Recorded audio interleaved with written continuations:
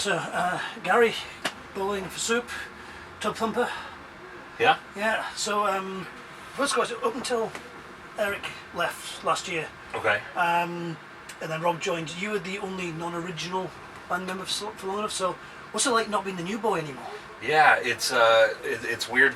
Being the new guy was a title I held for like 20 years. Yeah. And I'd have to show Rob all the ropes of being the new guy. Yeah, so who's making all the coffee now? Actually, Rob and I do take turns making coffee for each other. It's I made him 2 cups this morning. So you're kind of holding on to your new boy status a little bit longer? Yeah, no. Yeah, it stuck around for a little while. Everyone goes, oh, you're the new guy. I'm like, I've been in the band 15 years. I think I'm past the new guy. And then 20 years. So I'm happy for Rob to be the new guy for a while. Yeah, because are you a bit worried that he's looking a bit territorial? Because he has actually covered drums for the band before as well. You know, I was happy that he did that. Whenever he did that, I was home. My wife was having a baby. And so I was very happy that he could do that for me. And we joked about that. So he covered for me for a summer. And then he covered for Eric for a summer before he officially joined the band. Yeah. And there, for a while, we just joked, like, okay, I guess Chris gets next summer off, and then Jarrett gets next summer off. And yeah, he's kind of a one-man band, if you will. He can do anything. He's annoying, isn't he? Yeah. He's annoyingly talented, and yes. He's young, and he's good-looking, and he's really nice. Yeah. You just want to punch him, don't you? He does. He has it all. That's why we love him. That's why I got to join the band. We've actually not spoken to you before. Spoken to Jarrett a couple of times, spoke to Eric a couple of years back as well. So just back to the basics. How did you actually end up in Bowling for Soup as the non-original member? Well, we all grew up in a small town, and we were all musicians in other bands. Before Bowling for Soup started, we all knew each other from just the music scene, and we were friends, and my old band's practice place ended up being next door to Bowling for Soup whenever Bowling for Soup became Bowling for Soup, and we just knew each other. And then my old band played with Bowling for Soup at shows around town and in Dallas and whatnot. And anyways, whenever it got to the point where it was looking like their original drummer Lance was probably going to quit at one of the shows we were doing together, Jarrett pulled me aside and he goes, whenever Lance quits, you're going to join the band. And I was like, haha, that's funny. And a few months later he called me and goes, so you want to join the band? So I ended up taking my mom to lunch at a restaurant called Bennigan's and telling her I was dropping out of college to join a rock band. How did she take that news? Surprisingly well. My mom is a teacher, so I thought telling her, hey, I'm dropping out of college was going to be a really big shock, and it was going to be hard for her to take. And she was super supportive and said, hey, you can only do this whenever you're young, so go have fun. And she was always supportive of my musical, bands and career. It wasn't a career yet, but she let my bands practice at our house growing up, so she put up with all the noise and all the people coming over and everything. So she was always very, very supportive. Yeah. As a teacher myself, I'm quite surprised that she was so lenient. Yeah. I mean, I think in her mind, and even in my mind at the time of joining, I was like, I'll take a few semesters off. I'll do it for a few years and then go back to school. I had no idea that we'd still be doing this 20 years later. Yeah. And so in her mind, I think it was probably, hey, go have some fun for a year or two and then end up going back to school. And of course, she's very happy I did and proud and not upset that I haven't gone back to school. So what were you studying at college? I was going to school for business. Yeah. You're in a business. I know, exactly, yeah. I was going to school for business. I was at one of the biggest music schools in the country, and was living in the music dorm. So everyone around me was musicians, but I just knew going to that school, being in the music program, I would get burnt out. Yeah. So I didn't want to do music at that school, and I probably wasn't good enough to get into music at that school. Any other school, I probably would have done music. Yeah. And at that school, I was like, I'm going to do business and just surround myself with all these amazing musicians and soak in what I can, but I don't want to go practice for 12 hours a day. I would get burnt out. So you're those amazing musicians, and then you end up with this lot. Basically, yeah. Fair enough.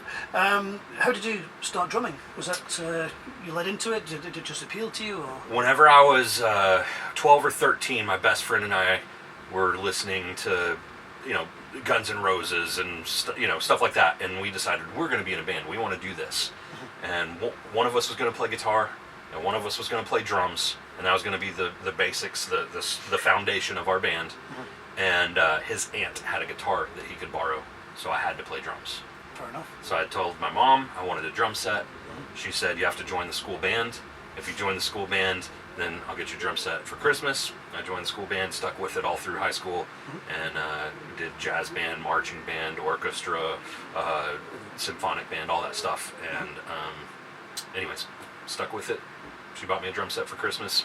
After that, any job that I had, mowing yards, anything, I spent all my money buying drums. Because the one thing with drum kits is people just think it's just something you hit. They're expensive things, aren't they? They're very expensive. Sticks are expensive. Heads are expensive. Stands, cymbals, it's just never ending. And your first drum set's usually a piece of junk. Yeah. So then you want to upgrade it. And then once you upgrade it, you want to add on to it. So it's a never ending expense. Yeah, there you got, of course, all the little bits and bobs that go on the side with the different symbols. Yep. Cowbell, have to have a cowbell. Yeah, exactly. You also do backing vocals as well. There's not that many drummers that do backing vocals. I don't really do too much of that. I never have really done that live. There's been a few times in the studio where we do gang vocals or this or that, where I've gone in and sung something. Back whenever I was younger, I could sing really high, and so every now and then Jared would be like, "Hey, can you come hit this part?" But we haven't really done that for a long time. Yeah. So I noticed your opening band, a little bunch of girls, they've got a drummer who's pretty much the main backing vocalist. Yeah. Just pretty impressive. Yeah, they're amazing. I mean, they are. If you just listen, you wouldn't say, "Hey, these are teenage girls." Like they sound great. Absolutely not. No. Also noticed on Wikipedia, you mentioned that your wife was having a baby at one point when Rob was covering for you, but on Wikipedia, the font of all internet knowledge, obviously. Sure. 2016, 17, and 19, Gary Wiseman's son is listed as doing drums. Is that a joke entry, or is it actually a member of your family? Or he comes out to shows whenever we play shows locally in Dallas. If we're doing like festivals or kind of family events, not if we're playing clubs, but if we're playing an event that makes sense for him to come to, he'll come and he stands right next to me, and he has sticks in his hands, and he'll play the floor tom and he'll play the cymbals, and he plays it in time. He can sit behind the kit and play, but so he'll play with me while we're playing a show. And he's good. He's in time. So there's times that I'm playing, and then I'll just be like, I'm going to take a break and let him do the cymbals, and I'll just do, kick, drum, and snare, and let him hit the cymbals. So you're looking at Bowling for Soup Part 2 as Yeah, time goes on? he's my understudy. Yeah. So how old is he? He's 9. He just turned 9. Awesome. Yeah. That's cool. Talking about Part 2s, you've been polling for songs people actually liked. Yes. Volume 2. How are the polling numbers going? Have we got anything sneaking through yet? Or? Well, we went in thinking we were going to do. We had 10 songs that we knew we were going to do. We were going to do one original, and then we had a couple of alternates. So we were going to do 12 songs. We hadn't decided what the extra 2 songs were going to be, and so we did. We sent it out to our fan page and said, "Hey, of these 4 songs, which 2 would you pick?"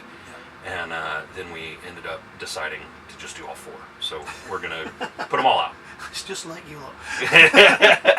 Yeah. Were there any songs in particular that you personally were really looking forward to being on that list? Is there any favourites of your own? It's a fun list because it's a bunch of songs that not necessarily all of them have been playing live forever. So it's kind of cool that we got to re-record them, and now since we have played them recently, we may start bringing them back into the rotation. But we re-recorded "Get Happy." That's one of my favorite ones to play live. So I'd say that one's probably the one that I was most excited about to get in there and re-record. Are there any on that list you personally aren't your favourites, and you'd rather hadn't got on there? Not really. I think it's a great list.